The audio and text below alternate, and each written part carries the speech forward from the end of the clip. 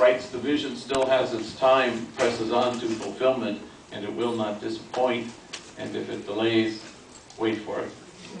But nobody wants to wait for it con los brazos cruzados, you know, tapping your feet and staring at your watch. You want to make something happen. So I just want to suggest something in the brief time I have with you. Is that what we want to do is really create a community of kinship such that God, in fact, might recognize it. Where we imagine a circle of compassion, then we imagine nobody standing outside that circle. So everybody is called, it seems to me, to stand right out at the edges of that circle with the poor and the powerless and the voiceless. To stand with those whose burdens are more than they can bear. To stand with those whose dignity has been denied. On lucky days, you get to stand with the easily despised and the readily left out. Or with the demonized, so that the demonizing will stop. And with the disposable, so that the day will come when we stop throwing people away. That's what joins all our efforts together, it seems to me. Mother Teresa used to diagnose the world's ills correctly when she suggested that the problem in the world is just that we've forgotten that we belong to each other. So how do we stand against forgetting that? How do we seek a compassion that can in fact stand in awe at what the poor have to carry, rather than stand in judgment at how they carry it? The homies have taught me everything of value in the last quarter of a century. Everything of value. Lately, they've been teaching me how to text, which I'm so grateful for.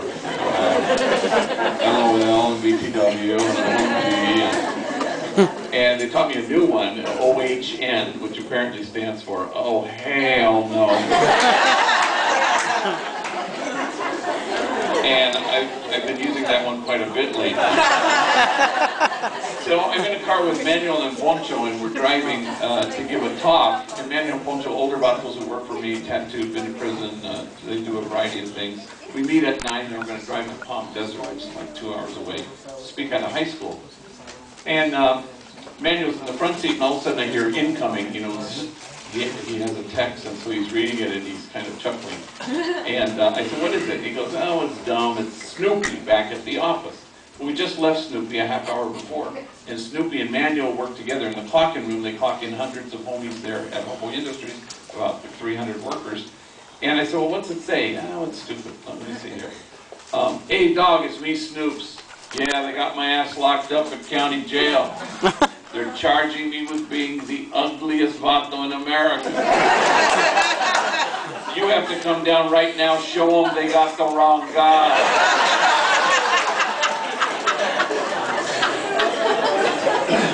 Well, we died laughing. Then I realized that Manuel and Snoopy are enemies. They're from rival gangs. They used to shoot bullets at each other. Now they shoot text messages. And there's a word for that. The word is kinship. No kinship, no justice. I don't care how hard we work for justice, it won't happen. No kinship, no peace, no matter how laser beam focused we are. If kinship was the goal, I suspect we would no longer be promoting justice. We would be celebrating. And we're in this together. And that's the whole 9 yardas. We want to dispel this illusion that there's some kind of distance between us. Even when we're engaged in service, sometimes there's distance. Service providers, service recipients. But really, you want to bridge that gulf too. I remember there was a homie named Dreamer who, I knew him, Mocosito, growing up in the projects, and got to a barrio and in and out of being locked up. And we'd get high a lot or sell drugs. Nobody has had more jobs at Homeboy Industries than this guy Dreamer.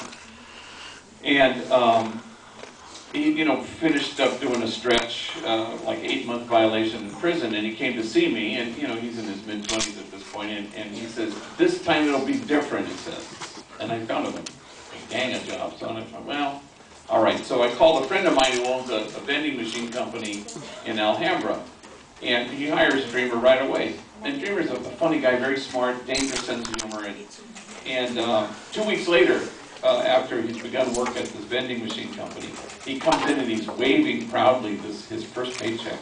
He goes, damn, G, This paycheck makes me feel proper.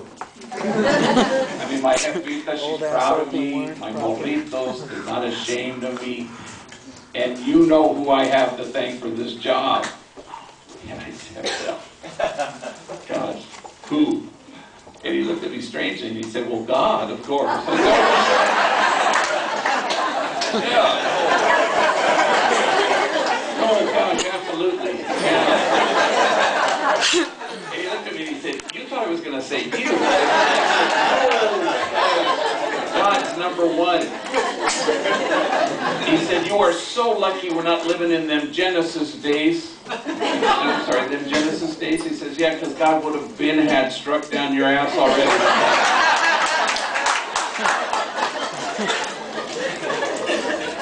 And suddenly kinship so quickly.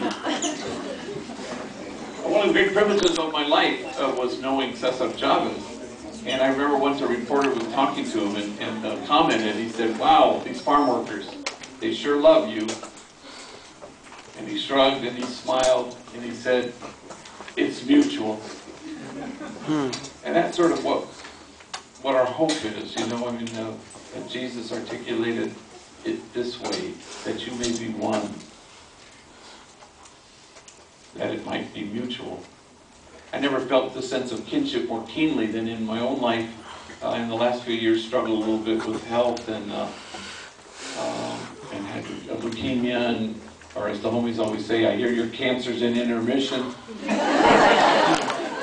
Apparently it's stuck down to the lobby to buy some popcorn. Made the line be long, you know, So this news was broadcast on the front page of the Sunday LA Times, so homies and homegirls came out of the woodworks, you know, and it was really quite heartening, you know. A homegirl named Sheena left me a message at home. Now it's our turn to take care of you. Very sweet. Big, huge muscle, big homie, Grumpy. His name is Grumpy, and about 6'4", tattooed, huge guy standing in front of my desk in my office. Apparently God had forgotten to give him a neck, you know. He was standing there with big lágrimas in his eyes, you know, and he says, what do I have that you need? You know, meaning organs.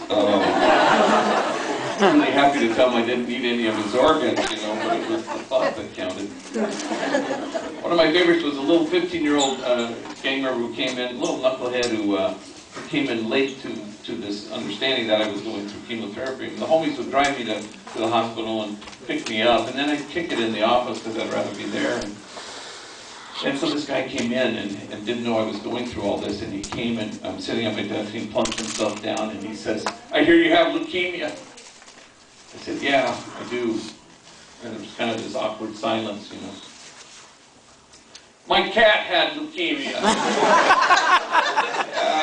She died. Like, oh gosh. Oh, I'm sorry to hear that.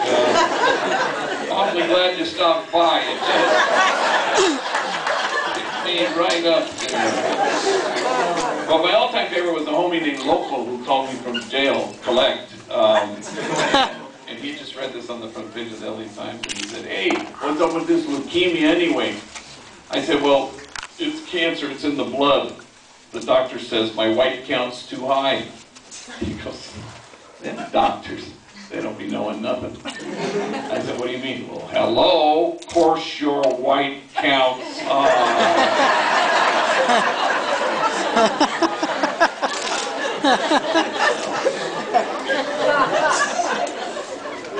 So, I'm just taking a lot of second opinions. Call it, exciting to call it kinship. Homeboy Industries, as you mentioned, was born during the time I was pastor. I arrived there in 1984. And two public housing projects, the largest grouping of public housing was the Mississippi. We had 8 gangs there at the time I drove up. Half of them at war with the other half.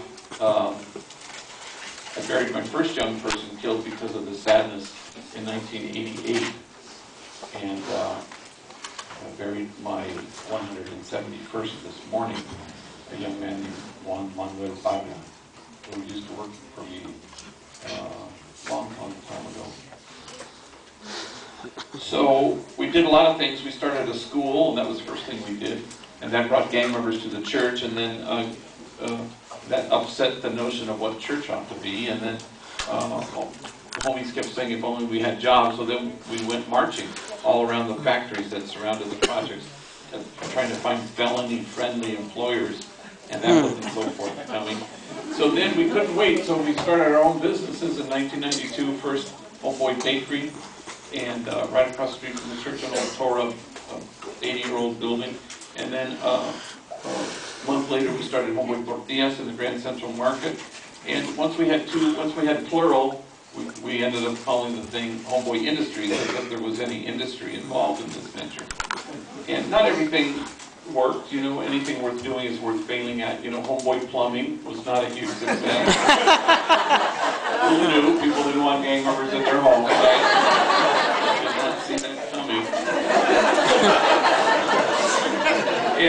And so now, you know, we're the largest gang intervention and rehab center